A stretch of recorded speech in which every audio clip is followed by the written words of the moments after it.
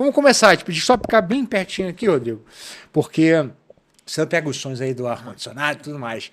Vamos lá, vamos começar de sola, né? Que são mitos. Muitos mitos. Mitos. Qual que você acha que é o maior mito? Não vou sei se eu pergunto para o Rodrigo ou para o João. O maior mito sobre construção, sobre o instrumento. O que você acha que é? Você está O falando maior. de baixos e guitarras Baixos e especificamente, guitarras. né? Sólido. Solid Body.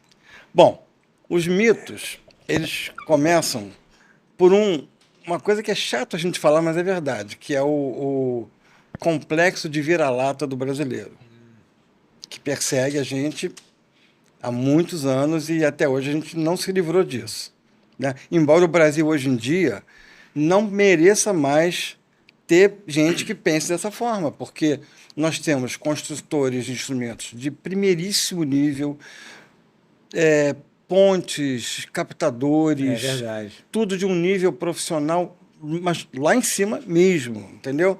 Então não há por que alimentar esse complexo de vira-lata.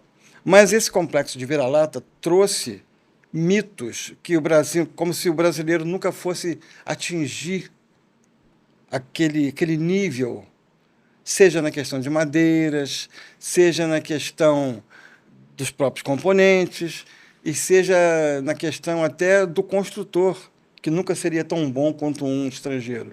E isso tudo traz uma confusão mental para as pessoas. E que é o que você seria o primeiro ponto, da verdade, é o complexo mesmo, né? De não se ver com a capacidade técnica. Um cara achar que no Brasil não tem madeira boa realmente é complicado, né? Porque Complicado. as melhores madeiras são as nossas, né? Sabe essa história de madeira? Eu vou falar para você. Instrumentos, sim, guitarras e baixos são, antes de mais nada, instrumentos musicais, né? E vamos parar com essa história de guitarras e baixos, porque o nome é guitarra. Baixo não é um instrumento, baixo é um registro. Baixo não é instrumento? Não, ele passou a ser, por empréstimo linguístico. Ah, eu toco baixo. Baixo é grave, é instrumento de baixa frequência, né? Então, é no fundo uma guitarra, mas uma guitarra baixo, entendeu? Que nem os cantores, você vê um quarteto vocal, soprano, contralto, tenor, baixo, Não, um entende? ponto. Nunca vi ninguém realmente abordando dessa Mas é maneira. verdade, é verdade. É. Então, até você vê aquela coisa até pretensiosa, o pessoal debochando, chamou o baixo de guitarra de 4 cordas. É uma guitarra de 4 cordas. Sabe de nada, Isso inocente. tá vendo? Vamos quebrar esse mito. Não tem que debochar. É uma guitarra de 4 cordas, porque aquilo é uma guitarra. No começo, até nos Estados Unidos, era bass guitar, guitarra grave, guitarra baixo, tá? Então, isso aí já é um mito. Porque dos Estados Unidos também é electric guitar e acoustic guitar, né? Se você põe guitar agora no Google, vai aparecer um monte de violão, né? Mas, na verdade, o violão é outro nome maldito, que está no vocabulário do brasileiro e que criou dois caminhos assim totalmente independentes. Ou, cara, você toca violão ou você toca guitarra?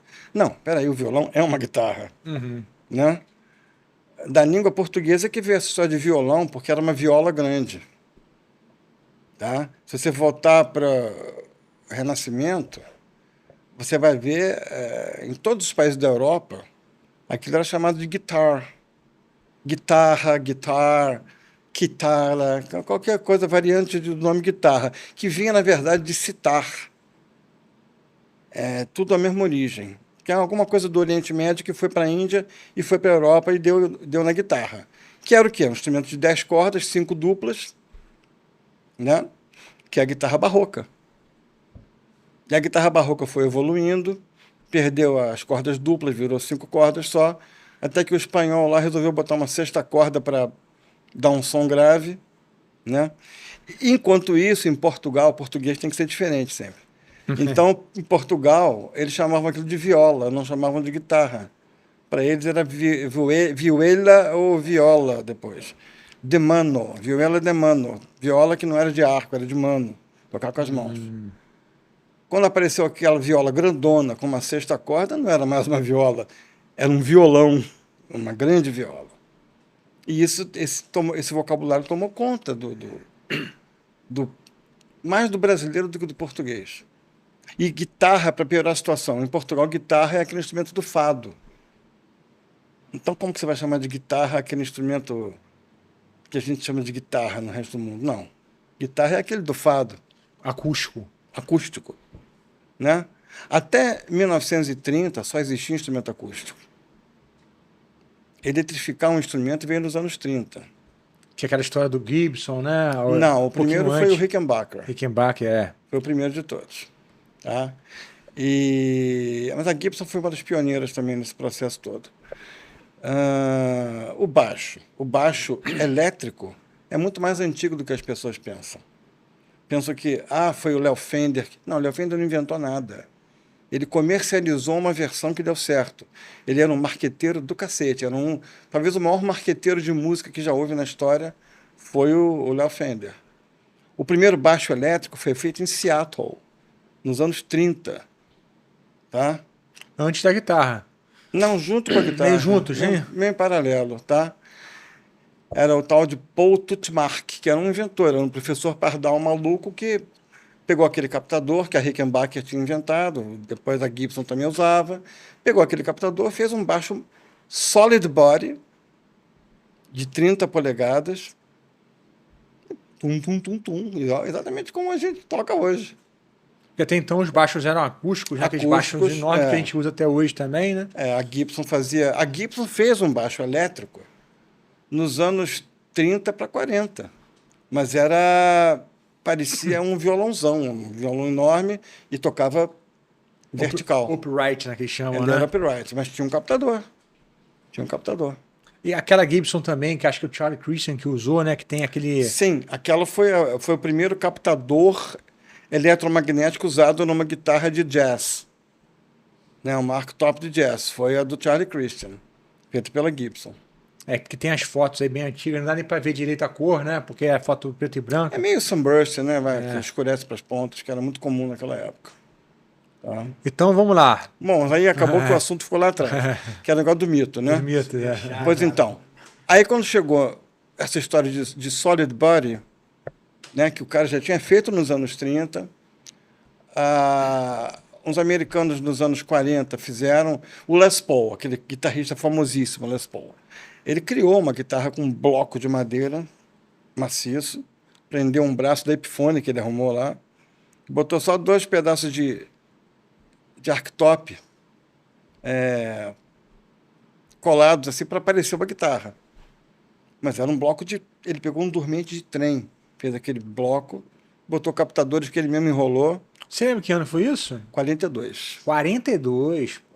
É porque tem um vídeo dele que eu até compartilhei, acho que foi 55, alguma coisa assim, o modelo já estava consolidado. Não, mas aí ele fez artesanalmente aquilo. Ele ficou todo feliz. Por quê? Porque não microfonava. O grande problema da guitarra de jazz amplificada era a microfonia. Que vem até hoje, né? Até hoje tem, você sabe disso. Então, ele criou a Solid Body, tá? Levou na Gibson e falou, grande invenção que eu fiz aqui, vamos ganhar dinheiro com isso.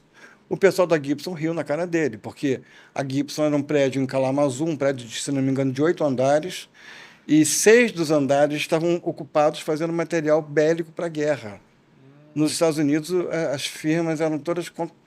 Não, vamos ajudar as Forças Armadas Americanas, Army. Aí, 2 andares faziam instrumentos musicais. Olha como é que a coisa era. E eles falaram, sinto muito, cara. Como que vai fazer uma loucura dessa? O mundo está em guerra. Não, esquece isso. Segunda Guerra Mundial, né? 43. 42, 43. Então, ele engavetou aquilo e falou, eu que vou usar a guitarra maciça.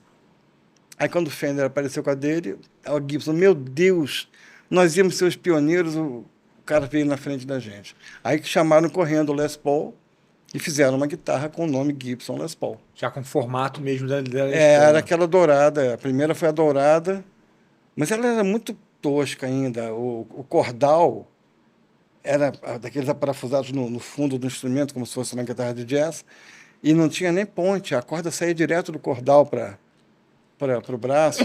Tem muitas guitarras archtop hoje em dia que ainda são assim, né? Não, mas essa não tinha nem aquela barrinha, ela ia direto mesmo. E 2 captadores tipo P90, não existia humbucker na ocasião. Aliás, é um erro muito engraçado do filme De Volta para o Futuro, Aparece o cara tocando em 1955 com uma guitarra tipo Gibson 335 com 2 humbuckers. Não existia isso em 1955. Aquela Tá? ES-335, né? Não existia isso. Tá? Entendi. Mas então, aí, voltando ao assunto do mito. Madeira. O que a Fender fez? A Fender falou, vamos usar que madeira para fazer instrumento? O que seja barato, que tenha para vender em qualquer botequim na esquina, a gente compra, não tem que ficar importando madeira. O que seja fácil de trabalhar, fácil de dar acabamento, que não pese 1 tonelada, porque o instrumento maciço tinha esse inconveniente comparado com o acústico, que era o peso. Tá? Então, a Fender escolheu um braço de maple, porque o maple era tradicional para instrumento de arco, já se usava maple desde séculos antes. E a novidade é que eles não botaram escala de ébano nem de jacarandá. Eles prenderam os trastes direto no maple. Né? Os puristas aí, entre aspas, o som é o cacete. Aquilo ali foi economia. A Fender fez aquilo para economizar dinheiro, não ter que comprar ébano nem jacarandá, lá o que fosse.